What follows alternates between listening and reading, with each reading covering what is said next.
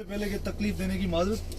आप सबको इल्म है कि आजकल ये जो PSV गाड़ियाँ चल रही हैं, मॉडर्न जो गाड़ियाँ हैं योटोम, इनमें एक इमरजेंसी गेट होता है। वो सामने आपको नजर आ रहा होगा, सेकंड लास्ट सीट के दरमियान। मैं अभी उधर जाके दिखाता हूँ आपको। ये जो इमरजेंसी गेट होता है, इसका कोई फंक्शन होता है। अभी जिस तरह आपको पता है कि कराची के अंदर एक गाड़ी को आग लगी थी, तो 18 बंदे करीब जो नहीं निकल सके थे गाड़ी से, क्योंकि वो पीछे बैठे थे। अगर उनको इमरजेंसी गेट का पता होता तो अल्लाह ताला ने ज़िंदगी का तो एक बनाया हुआ है, पता होता तो शायद वो कोशिश करके निकल जाता। ठीक है।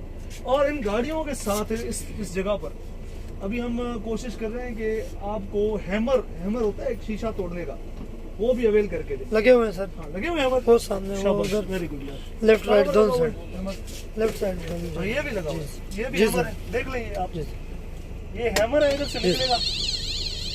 ये अगर आप ऐसे करके शीशे को लगाएंगे ना, शीशा टूट जाएगा।